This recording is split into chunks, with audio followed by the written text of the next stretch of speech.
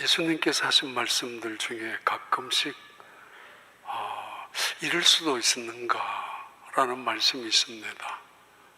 그 중에 하나가 넌 나를 따르라고. 군대에서나 할 법한 명령, 그리고 군대에서나 일어나야 하는 생명 같은 복종, 그런 것처럼 예수님께서 말씀하시는 말씀입니다. 날 따라와.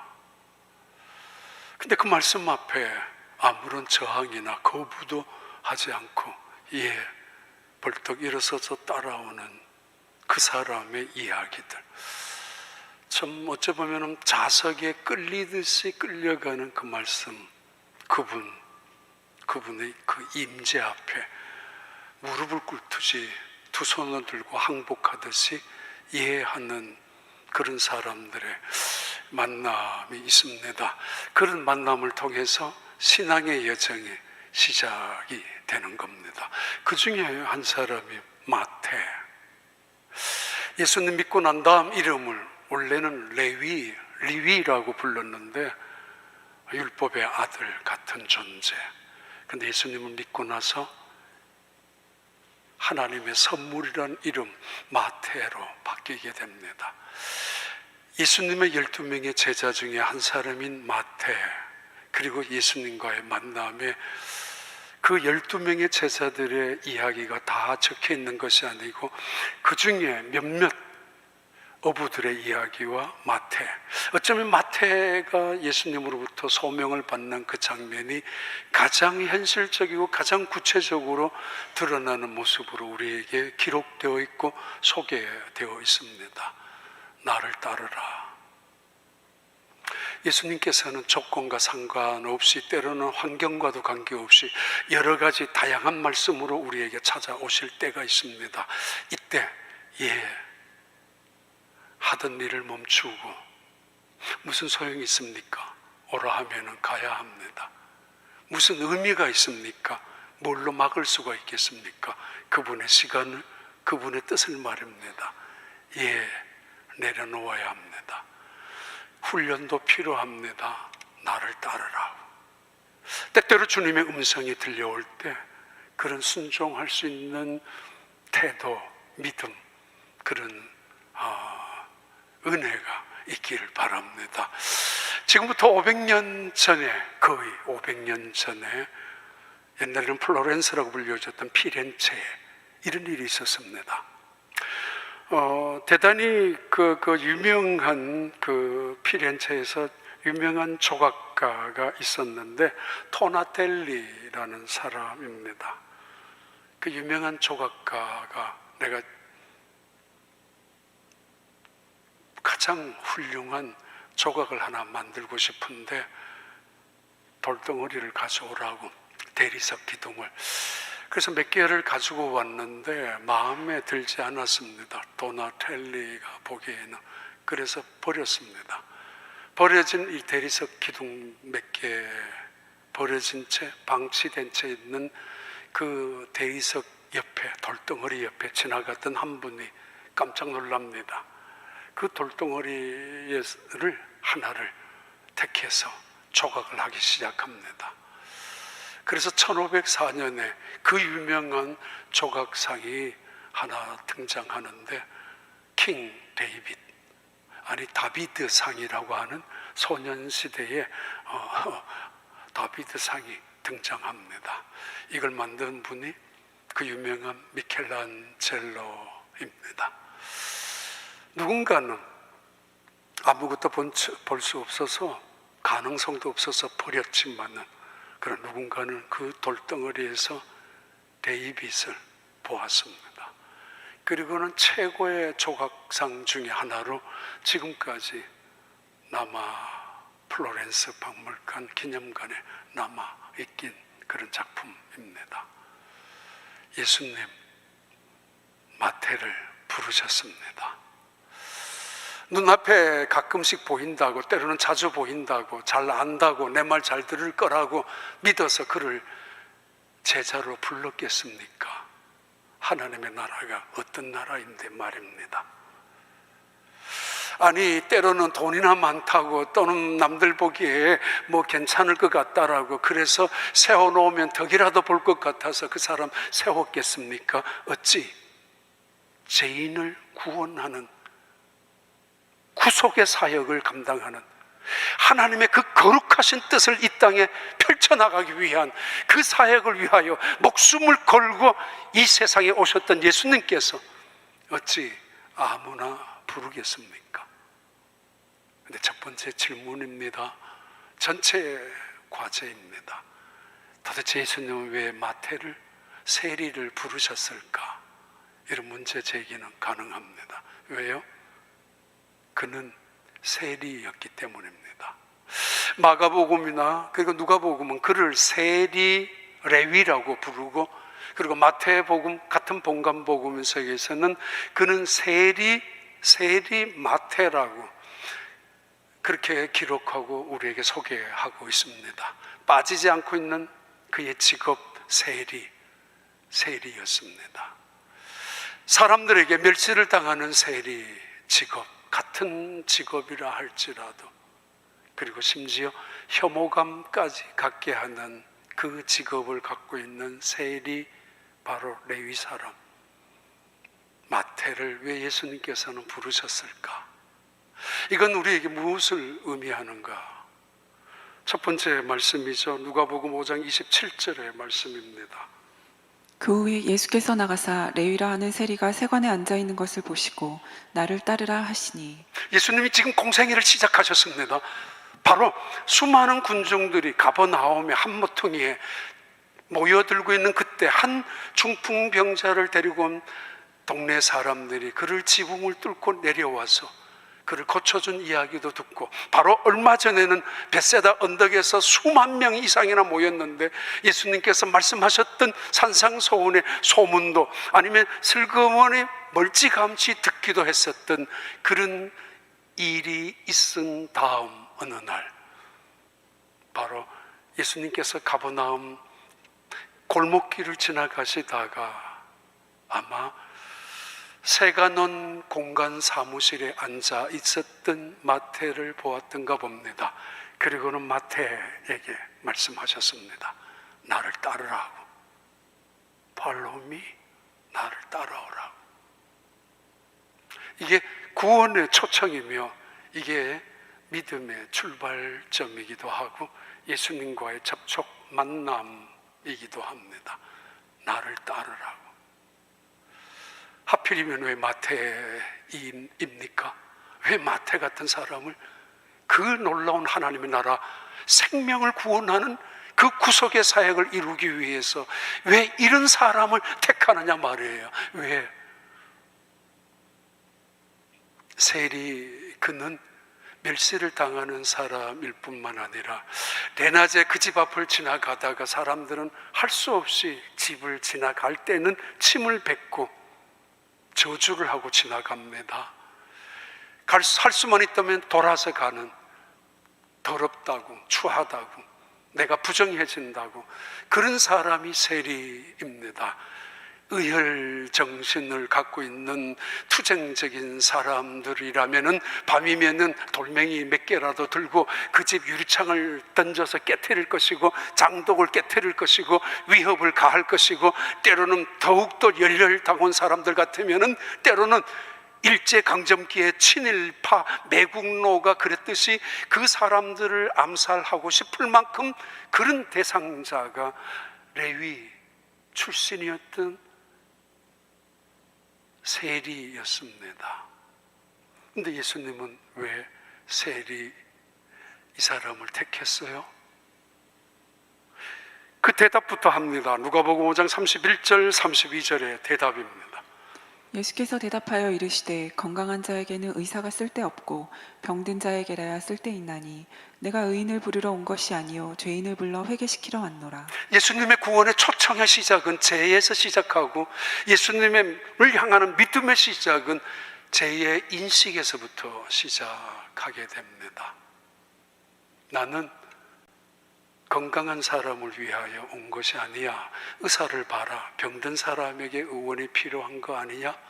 그런데 자기 스스로가 병들었다는 것을 인정하는, 내가 죄인이라고 고백할 줄 아는, 내가 죄 속에 있다는 사실을 고민을 해보고 있는 사람들, 그들에게 찾아가는 발걸음이야. 나는 그들을 찾아왔다고. 그들을 위해서 예수님께서 우리에게 대답을 먼저 하시고 계십니다. 왜 세리인가? 이 세리는 법정에서 증인의 효력조차 없습니다. 그렇게 업신여기고 무시를 당하는 인간 인격조차도 자체가 말살당하는 그런 존재가 세리였습니다. 죽어도, 누군가가 그를 죽였어도 방치되고 맙니다. 그를 누가 죽였는지 그 범죄자를 찾으려고 애도 쓰지 않는 사람의 죽음이 세리의 죽음입니다. 이렇게 멸시받고 살아가는 그 사람, 그에게 돈이 모이기 시작합니다. 그렇게라도 스스로 위안을 받아야 되고, 그렇게라도 스스로 행복해야 하고, 그렇게라도 그 미안한 자식들에게 유산을 물려주어야만 했기 때문입니다. 그런데 언제부턴가 그의 마음속에는 고민이 찾아들기 시작했습니다. 나 원래 레위 아니냐? 율법의 사람이야. 난 종교인이야. 난 신앙인이야. 어쩌다가 미국까지 와서 이런 직업을, 이런 사업을, 이런 가게를 하고 있고, 때로는 어쩌다가 이런 사람들과 만나서 살아가고 있는지 모르겠지만은 한국에서는 말이야. 그렇게 하면서, 근데 여기 와서 내가 왜 돈이나 만지고 있지? 언젠가부턴가 가슴 속에 때로는 생각하면 목이 메이는 듯한 자기 스스로의 서러움을 경험하게 됩니다.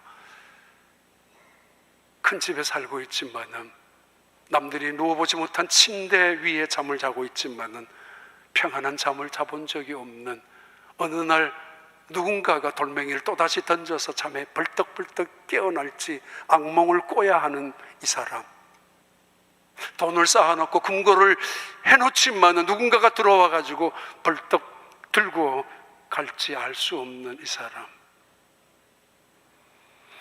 바퀴벌레같이 튀어나와 가지고 그의 육신을 갉아먹고 있는 것을 느끼고 있는 이 사람, 그래서 돈이라도 세어보지만은 마음의 기쁨은 여전히 없습니다.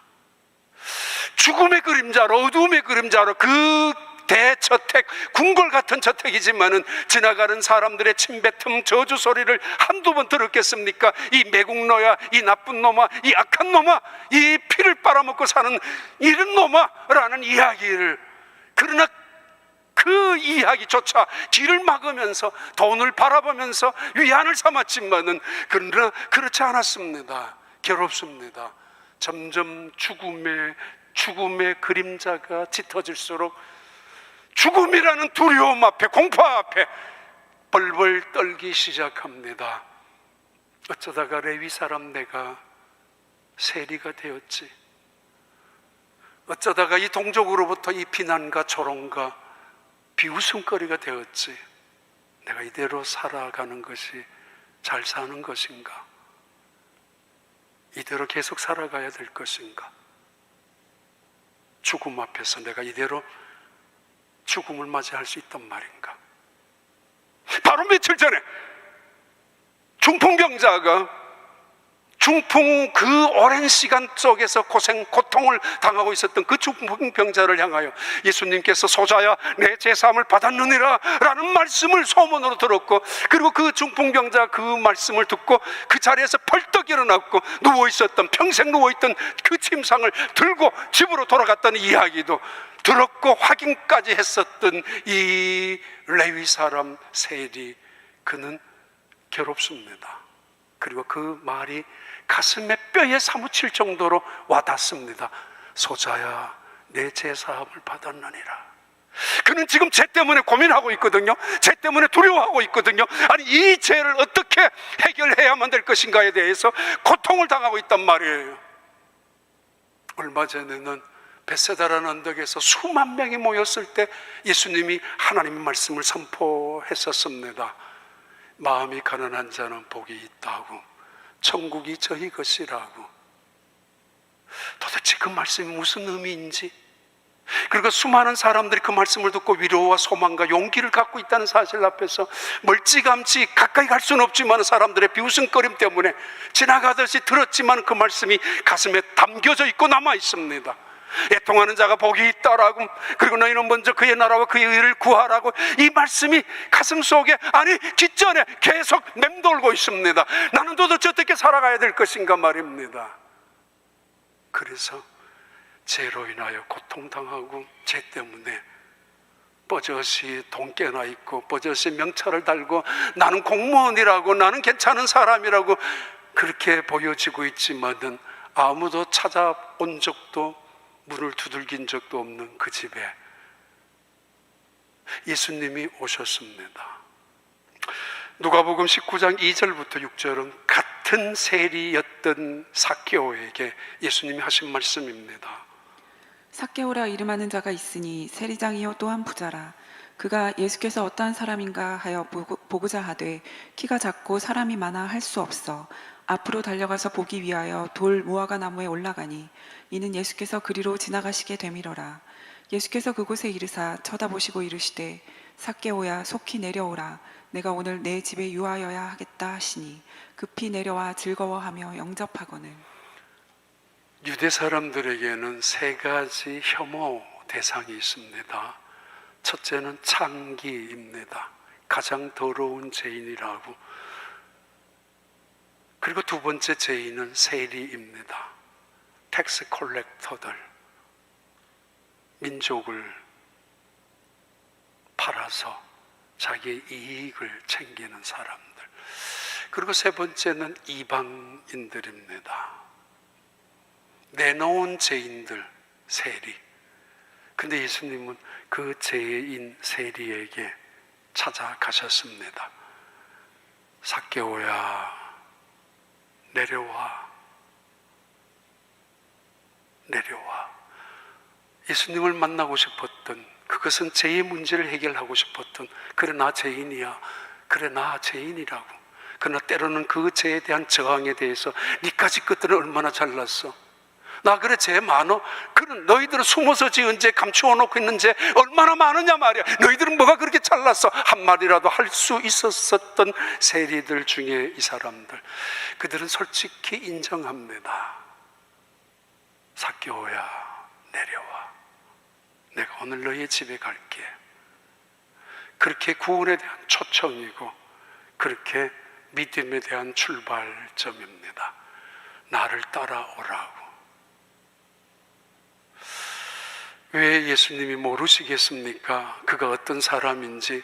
왜 소문 정도 못 듣고 있었겠습니까? 예수님이 어떤 분인데 뻔히 다 아시고, 삭개오가 얼마나 죄인인지, 그리고 세리 이 마태가 얼마나 혐오스러운 죄인이었는지, 세상 사람들로부터 얼마나 비난과 비판을 받고 조롱거리가 되고 있는지. 근데 그분이 말씀하셨습니다. 나를 따라와. 다시 말합니다.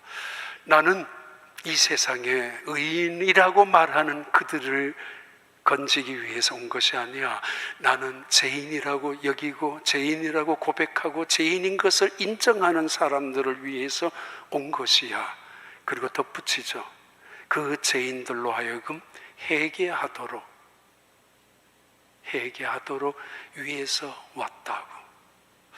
이것이 구원에 대한 초청이라면은, 두 번째는 믿음에 대한 시작, 바로 은혜와의 만남이 있는데, 누가복음 5장 28절 29절의 말씀입니다.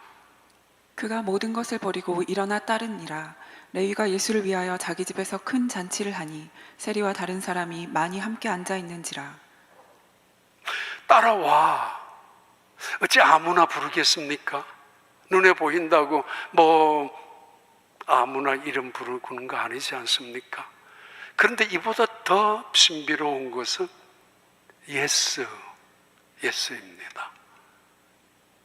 하던 일이 얼마나 중요한 일, 손에 잡고 있는 것들 얼마나 소중한 것들, 내가 떠나면 안 되는 일들이 얼마나 많을 텐데, 그래서 구실삼아 미루고, 그래서 핑계삼아 아니라고 거절한 적이 얼마나 많이 있었지 않습니까? 그런데 그는 yes.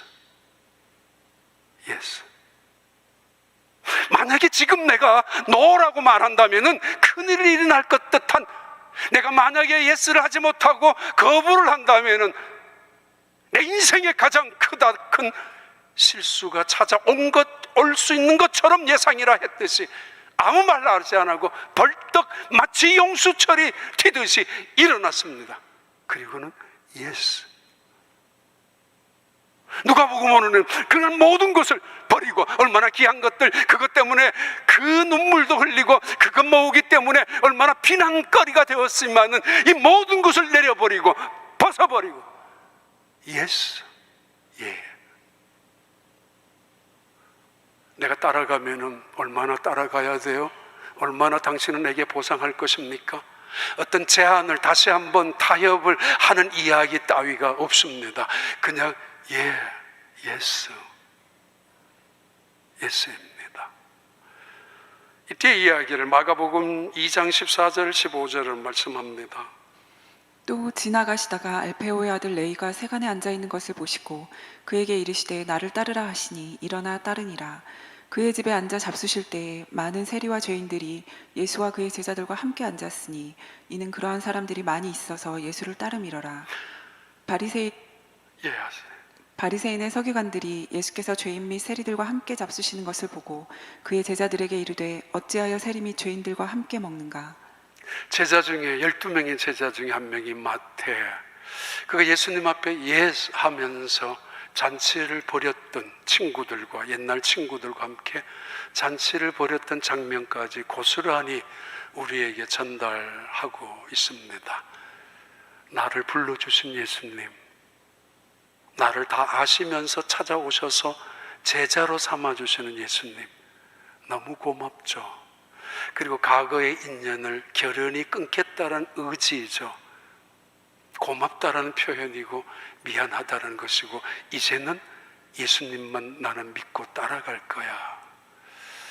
예수님의 제자들 중에서 어부 출신들, 투박한 사람들, 그러나 거친 파도 더미와 싸워서 세상의 환난이나 그런 고난을 싸워서 이길 수 있는 투지력이 있는 사람들, 그래도 세련된 인생 속에 지식이나 어떤 박사학위 하나 갖고 있지 않지만은, 그러나 그들에게는 의리라는 것, 인간의 도덕이라는 게 있지 않습니까?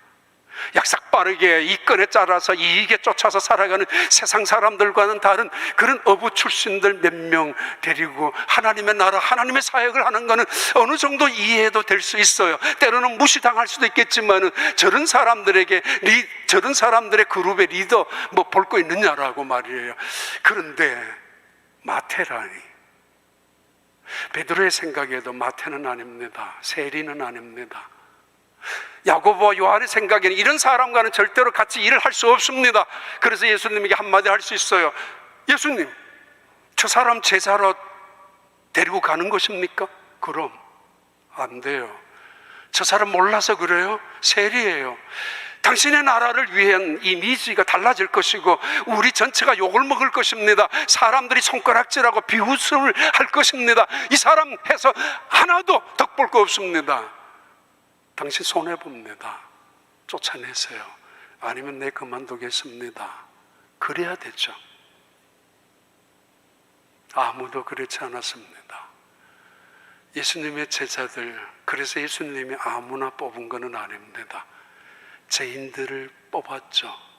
내가 죄인이라는 사실을 알고 있는 사람들, 나는 의롭다고 주장하고 있는, 그리고 종교적인 우월감에 도취되어 있는 사람들을 뽑은 것이 아니라 나는 죄인이라고 고백하고 적어도 그것을 인정할 줄 아는 사람들, 그러기에 세리를 그들의 동료 중에 한 사람에 불렀어도 저 사람만큼은 안 된다라고 굳이 우길 수 없었던 이유입니다.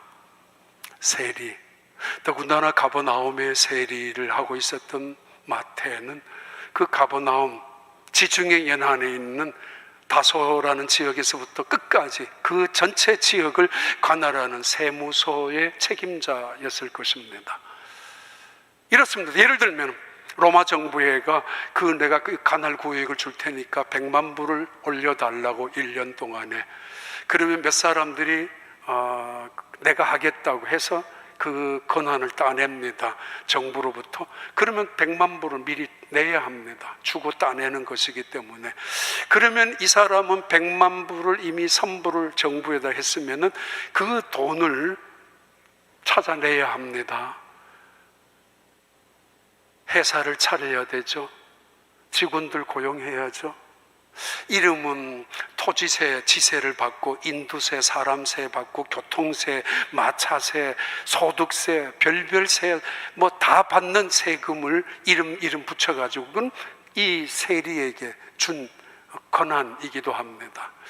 100만 불 받는다면은 본전밖에 안 될 것입니다. 200만 불 그것도 모자랍니다. 회사를 운영해야 되잖아요. 직원들 월급 줘야 되잖아요. 직원들 한두 명이겠습니까? 쫓아가서 뺏어야 되고 강압적으로 윽박질러야 되고, 그러려면 더 많은 돈을 주고 하여를 해야 합니다. 500만 불 이상은 받아내야 되고 심지어 1000만 불 가까이 받아내야 됩니다. 여기저기 제사장 일당들에게도 돈을 바쳐야 되고 헤롯에게도 뇌물을 갖다 바쳐야 하기 때문에 그런 구조나 옛날이나 지금이나 그랬던가 봅니다. 아무튼 그래서 세리는 피를 짜내는 아이디어를 가지고 그 가난한 유대 백성들의 피를 짜내는 돈을 받아 먹고 살아갔던 사람들, 그 중에 한 사람 세리, 레위 사람. 나 레위 사람인데 어찌 이 돈을 먹고 만족하고 살아갈 수 있을까? 그에게 예수님이 오셔서 나를 따라오라. 많은 게 스킵이 됐지만은 그 속에 충분히 그는 죄에 대한 고민과 심각한 고민, 죽음에 대한 두려움, 그 두려움 앞에서 있었다는 이야기죠. 그리고 할 수만 있다면 예수님 곁에서 예수님과 함께 살고 싶다라는 의지도 있었을 것이라고. 그래서 그 순간에 예스였고 그 순간에 잔치를 벌이면서 은혜의 표현을 하고 있죠. 창기였던 마리아, 예수님이 그에게 찾아갔지 않습니까? 그가 받은 은혜, 누구도 자신을 사람 취급하지 아니하고 누구도 인격적으로 대우해 본 적이 없는 그에게 찾아오셔서 사랑으로 대해 주었던 예수님 앞에 그는 모든 것 향유를 쏟아내고 그에게 발을 씻기지 않습니까? 머리털로, 눈물로, 향유로.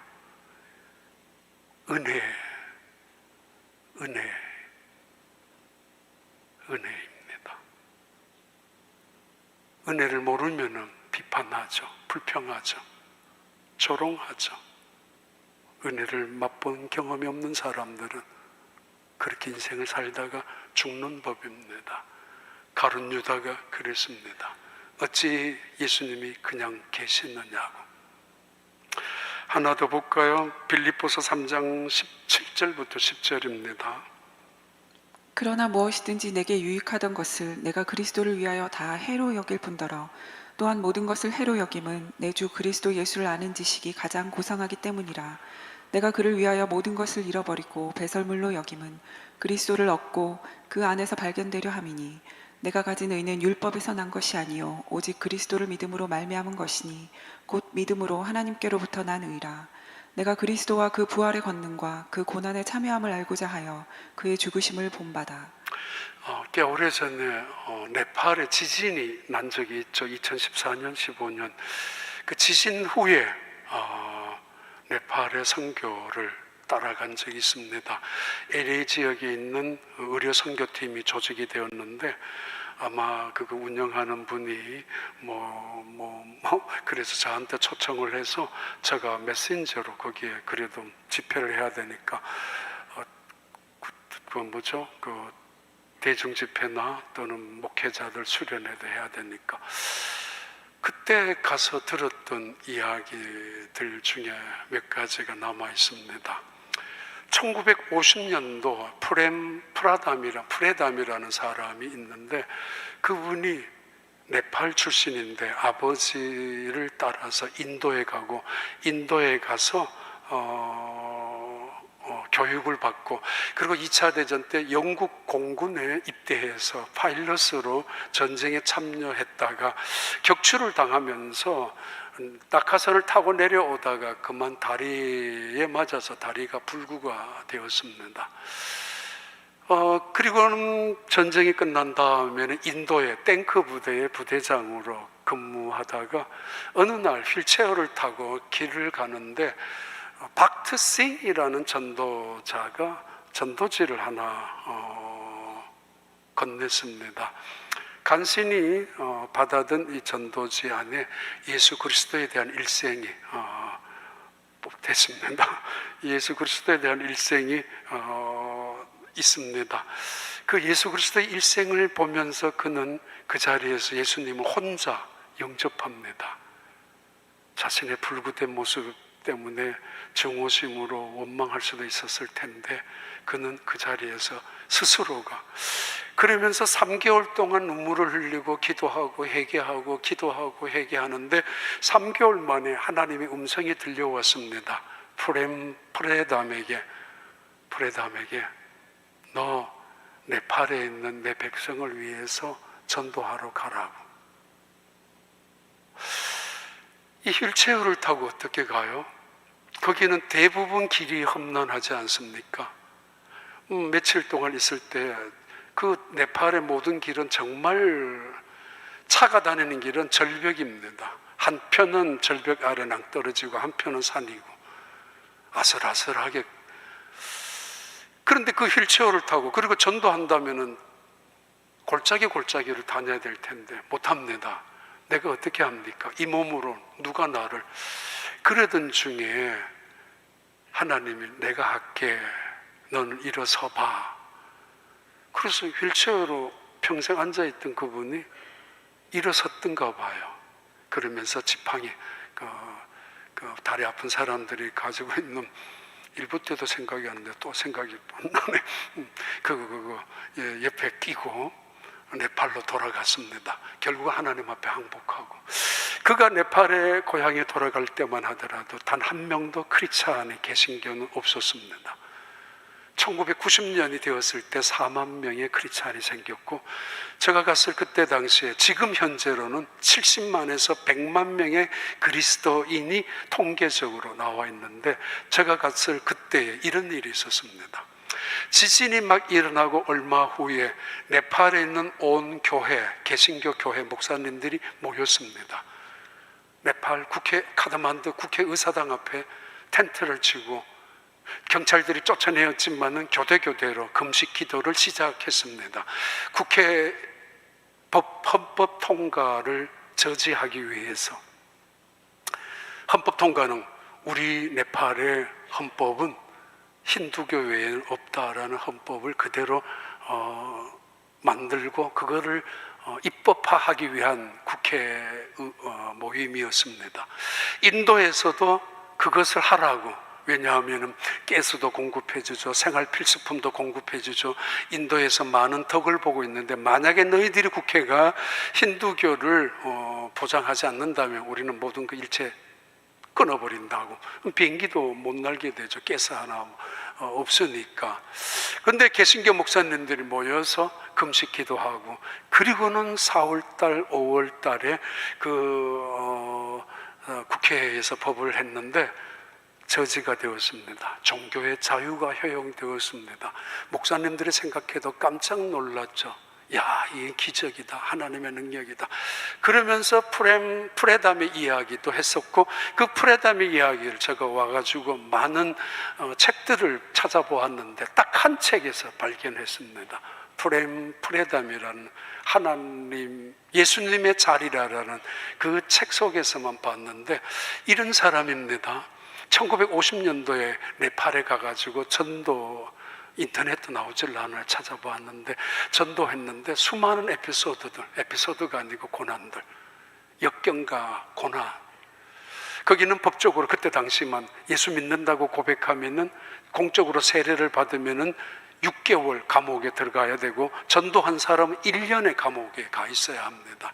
그가 감옥 생활한 거 전부 합치면 10년이나 넘는 감옥 생활을 투옥했는데, 감옥이라는 곳이 화장실도 없는 악취와 해충이 들끓는, 그래서 그 속에 들어왔을 때 죽는 쌀, 그 날아가는 쌀이 있지 않습니까? 네팔 사람들, 거기에 한 움큼도 안 되는 낫알 몇 개를 카운트할 만큼 그런 것을 주는 그 감옥에서 그는 기도합니다.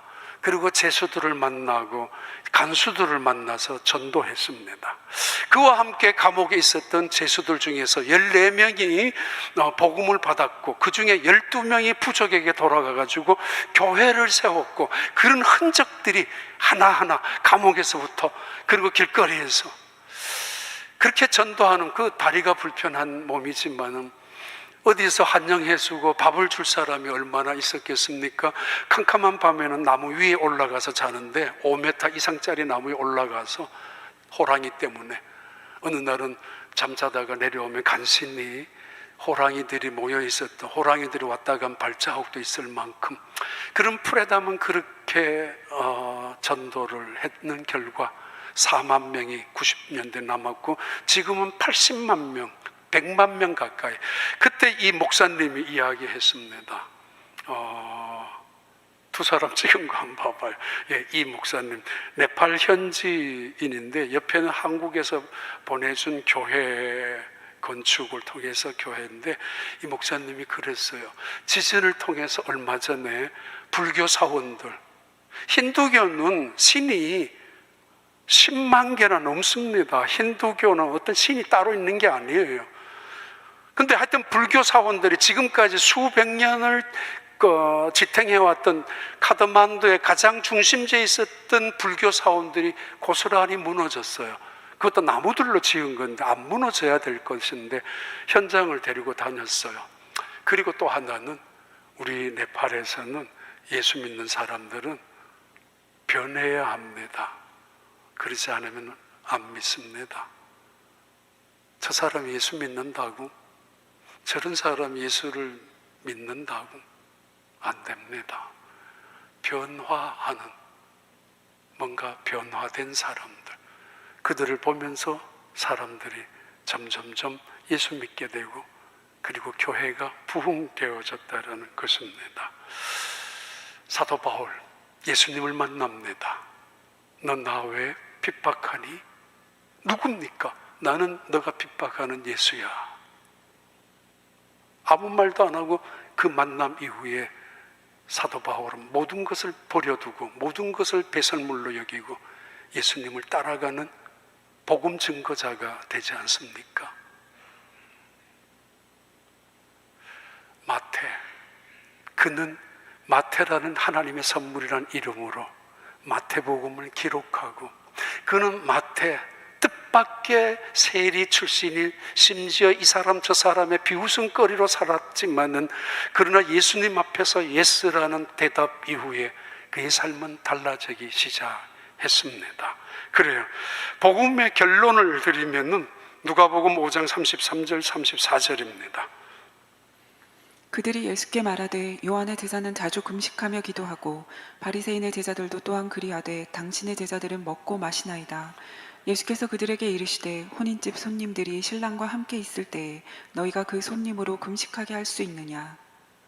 예수님이 마태를 부르는, 세리 마태를 부르시는 이 장면은 새로운 사건으로 발전, 변화, 새로운 메시지로 우리에게 신앙생활에 중요한 영향을 미쳐주는 비유의 말씀으로 전개됩니다. 잔치집에서 지금 잔치를 벌이고 있죠. 이제 고마웠다고, 미안하다고, 그러나 다시는 옛날처럼 살지 않겠다라는 결연한 의지이며, 옛날처럼 그 돈 속에 파묻혀서 살아가지 않겠다고 예수님이 나에게 찾아오셨는데, 예수님이 나를 제자로 삼아주셨는데 나 이제 그렇게 살 거야 라는 각오였죠. 그래서 잔치를 벌이고 있는 순간에 세례 요한의 제자들이 느닷없이 묻습니다. 선생님, 금식을 해야 될 때가 아닙니까? 당신은 어찌하여 이 세리들과 이 죄인들과 먹고 마시는 일에 급급합니까?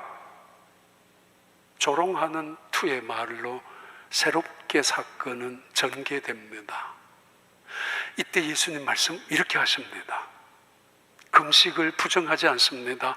금식은 경건한 그리스도인들이 해야 되는 당연한 신앙의 과정의 하나입니다. 절박함이 있는 금식, 간절함이 있는 그 금식, 집중력을 가지고 쏟아내는 부르짖음을 가지고 신앙생활에 한두 번쯤은 그 문제 해결을 위하여 온통 하나님만을 향하여 간절히 기도해야 되는 그 순간에 금식은 중요하고, 그 금식의 힘은 축복의 힘을 갖게 되기도 하는 것입니다. 그래서 이스라엘 민족은 1년에 한 번 대속죄일에 금식했고, 그리고 어느 순간부터 부림절 이후는 1년에 3번 애대해가지고 금식했었고, 예수님 당시에 그들은 이것으로 못 만족한다라고 일주일에 2번 이상이나 금식하기 시작했습니다. 그들에게 금식은 자랑거리였고, 그들에게 금식은 간절함이나 절박함이나 은혜에 대한 사모함이 아니라 자신의 의를 쌓는 공로거리가 되고 말았습니다. 월요일에도 모세가 올라갔으니까 산 위에, 목요일에도 모세가 산 아래로 내려왔으니까, 아니 어쩌면은 요나가 고기 뱃속에 있어서 금식 기도에 철저하게 했던 것처럼 우리도 그렇게 한번 해보자라고 동기는 좋았지만은 어느 때부터인가 그들은 하나님의 마음과는 상관없이 사람들에게 보이게 하려고 의식에, 형식에, 관습에 찢어져가지고 찢어들어서 종교의 행위로만 갖고 있는 그들, 그것이 명찰이 되고 훈장이 되고 격업이 된 채로 나는 이렇게 금식하고 살고 있다라고 자랑거리가 되고 있는 그들에게 예수님이 이렇게 말씀하셨습니다. 신랑에게는 금식이 필요하지 않아. 결혼식에는 지금 신랑이 신부와 기쁨의 축하연을 하고 있는데, 그리고 잔치가 벌어졌는데 손님들에게 오늘 금식하는 날이니까 금식하자라고 그렇게 말했어야 되겠니?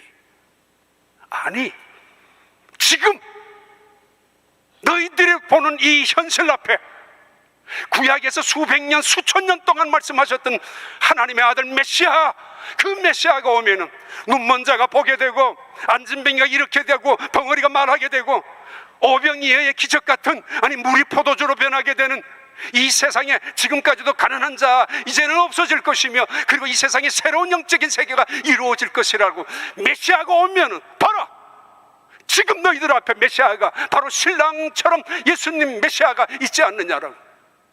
봐라, 지금 하나님의 말씀이 선포되고 하나님의 나라가 이루어지고 하나님의 영광이 너희들 앞에 이루어지는데 뭐라고 아직도 정신을 차리지 못하고 있는 그들, 종교적인 간섭에 얽매여 가지고, 종교적인 율법 따위에 얽매여 가지고 은혜, 감사, 그 구원조차 모른 채로 그들을 향하여 말씀합니다. 지금 무슨 일이 일어나고 있는 줄 알아? 나에게 메시아여, 하나님의 아들 그리스도라고 보면 모르겠느냐라고, 지금 일어나는 기적을 보고도 모르느냐고, 그렇게 말씀하셨습니다. 오늘의 세상을 바라보면서 여전히 좋은 세상이라고 바라보고 살아가고 계십니까? 편리한 세상이라고, 엄청 변화된, 발달된, 고도화된 문명 속에서, 과학 속에서 최첨단의 시대에 살아가고 있다라고 만족하십니까? 아니면 쌓여둔 돈 앞에서 그저 행복하십니까? 나 부자라고, 난 괜찮다고, 4대 교회처럼 이름뿐인, 명목뿐인, 이름뿐인 그리스도인 집사로서 어떻습니까? 이 말씀 속에 새롭게 전개되는 부분이 있는데 한번 찾아보고 지나갈까요? 누가복음 5장 36절. 또 비유하여 이르시되 새 옷에서 한 조각을 찢어 낡은 옷에 붙이는 자가 없나니 만일 그렇게 하면 새 옷을 찢을 뿐이요 또 새 옷에서 찢은 조각이 낡은 것에 어울리지 아니하리라. 두 번째 비유로 예수님은 그들을 향하여, 이번에는 바리새인들과 서기관들과 제사장들을 향하여 들려주시는 두 번째 비유의 말씀입니다. 느닷없이 세리와 함께 마태를 뽑아서 제자로 삼는 잔치집에서 예수님은 이 유명한 비유를 전개해 나가고 계십니다. 굉장한 머플러, 그 값비싼 명품인 그 아주 우아한 그 천을, 떨어진 옷을 깁기 위해서 그것을 잘라서 기울 수 있겠습니까?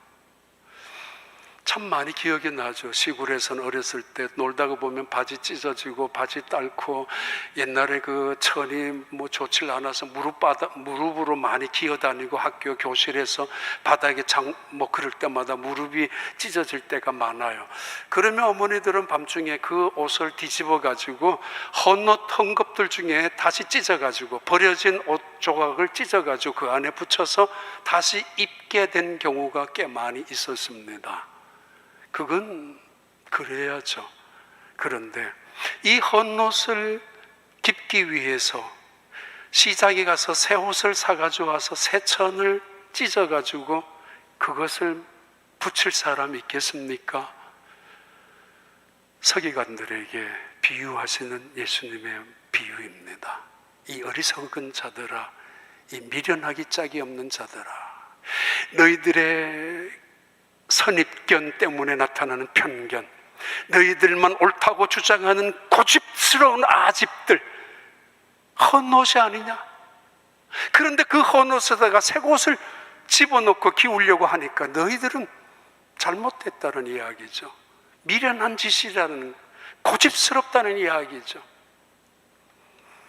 오래전에 많이 했던 이야기죠. 패러다임 시프트라고.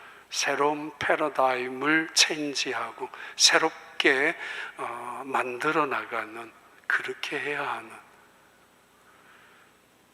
2023년 시작하면서 마음에 많이 부담스러웠던 거, 할까 말까 하다가 결국 지난주에 결정을 해서 마음에 기도하던 중에 리콜 44, 리포지션 44, 리바이블 44, 44주년을 맞이해서 45주년을 앞두고 워밍업이라도 최소한 해야 되겠다. 영혼에 대한 메말름, 은혜에 대한 갈망을, 그런 면에서 시작을 하려고 합니다. 구태의연한 과거의 헌옷 속에서 그것을 주장하고 있는 그들을 무섭게 질책하고 있는 예수님의 비유는 세 번째 비유로 전개되면서 그 유명한 말씀으로 메시지를, 결론을 짓고 있습니다. 봐요. 누가복음 5장 37절 39절입니다. 새 포도주를 낡은 가죽 부대에 넣는 자가 없나니 만일 그렇게 하면 새 포도주가 부대를 터뜨려 포도주가 쏟아지고 부대도 못 쓰게 되리라. 새 포도주는 새 부대에 넣어야 할 것이니라. 묵은 포도주를 마시고 새 것을 원하는 자가 없나니 이는 묵은 것이 좋다 함이니라. 누가복음에는 한 절이 애도됐죠. 묵은 포도주를 맛보고 옛날이 좋다라고. 그래, 아무래도 그렇죠. 포도주는 옛날 것이 비싸고 값지고, 친구도 옛날 친구가 그래도 좋은 친구라고 말하지만 여기의 의미는 그런 의미가 아닙니다. 정치권에서 새술은 새부대에, 회사에서도 새술은 새부대에, 어떤 커뮤니티에서도 새술은 새부대에 자주 인용되어지는 하나님의, 예수님의 말씀이기도 합니다. 변화를 추구하려고 하는 강력한 의지의 표현이고, 심지어는 개혁이나 혁명을 불사하겠다라는 어떤 의지의 발표의 상징적인 말이 새술은 새부대에 다 바꾸어라, 바꿔야 한다, 세상이 달라졌다라고, 바꾸자라고, 그렇게 슬로건을, 모토를 정해놓습니다. 의미는 알고 있습니다. 왜 그래 하는지. 그러나 이 말씀은 그런데 인용하는 게 아닙니다. 왜냐하면 새 포도주는 제도나 시스템이나 사상이나 이념 따위가, 사람 따위가 아니기 때문입니다. 여기서 새 포도주란 예수 그리스도를 말합니다. 여기서 새 포도주란 복음을 의미합니다. 그를 통해서 죄인에게 찾아오셔서 은혜를 베풀어 주시고 제사함을 통해서 그에게 기쁨과 감사함과 영생과 생명을 허락하여 주시는 새 포도주, 복음의 능력을 의미하는 것입니다. 그래서 그 복음의 능력 안에서 그 복음의 감격을 누리며 기쁨과 자유함과 은혜 속에서 그 복음을 주신 하나님을 찬양하는 그 삶의 핵심을 새 포도주라고 하는 것입니다. 어느 개인의 사상이나 어느 회사의 조직이나 그런 새로운 프로그램 따위가 아니라 새 포도주란 복음을 의미하고, 복음이란 예수 그리스도를 말하고, 예수 그리스도란 우리에게 이 땅에 찾아오셔서 죄인이라고 고백하고 있는, 그래서 죄 때문에 고민하고 그래서 불안해했던 우리에게, 스스로가 의롭다고 자랑하고 스스로는 율법의 사람들이라고 괜찮다라고 말하는 그들에게는 발길조차 찾아가지 않았던 예수님, 그분이 우리에겐 새 포도주입니다. 그러게 새 포도주, 복음, 이거는 낡은 가죽 부대에 넣어서는 안 돼. 터지니까. 복음이란 마치 술을 포도주가 발효되는 것처럼 팽창하는 능력이, 힘이 있다는 이야기죠. 아니, 어찌 복음이 새 포도주와 뭐 비슷하게 연결은 되겠지만은 그것과 비교되겠습니까? 복음이라는 다이너마이트 같은 능력, 산을 움직이고 바다를 움직이고 복음 속에는 죄인을 의롭게 하는 이 땅의 하나님의 능력을 체험케 하는 다이너마이트 같은 폭발적인 힘이 복음입니다. 그런데 이 어찌 이 복음의 능력을 낡은 가죽 부대에 담을 수 있습니까? 신축성이 있어야 돼요. 포용성이 있어야 돼요. 그리고 새 가죽 부대가 되어야 됩니다. 아니면 터져버려요. 이런 말에도 쉽게 상처받고 저런 말에도 쉽게 삐쳐버리고, 이런 일 저런 일 있으면 나 교회부터 안 가! 라고 떠들고 있는 사람들. 그래도 뭐 간다고 말한 사람 못 가게 하는 이야기 절대 안 합니다. 저 목사님 또 무슨 말 들었나? 그것도 아니고, 복음이란 능력입니다. 우리 삶을 변화시키는, 우리 삶의 바위를 깨트리는, 산도 폭발하는 다이너마이트 같은 능력이 있습니다. 그래서 새 술은, 새 포도주는 새 부대에 넣어야 한다고. 우리의 패턴을, 우리의 생각을, 우리의 마음 그릇을, 우리의 복음을 담는 그 영혼을 한 번쯤 다시 바꾸자라는 그런 말씀입니다. 이 말씀 믿고 마칠까요?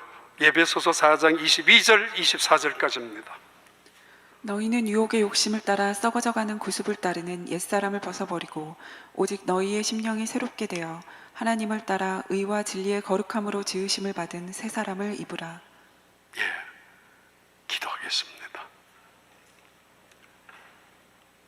오직 썩어질 구습을 쫓았던 옛사람을 벗어버리고 의와 진리로, 하나님의 의와 진리로, 예수 그리스도의 사랑과 온유로 새 사람을 짓고 새로운 피조물로 살아갈 수 있는, 그래서 그 안에 담겨진 복음의 은혜와 감격, 복음의 능력과 영광과 승리를 경험하며 세상을 향하여 증언하고 살아가는 우리 온 교회가 되게 하여 주옵소서.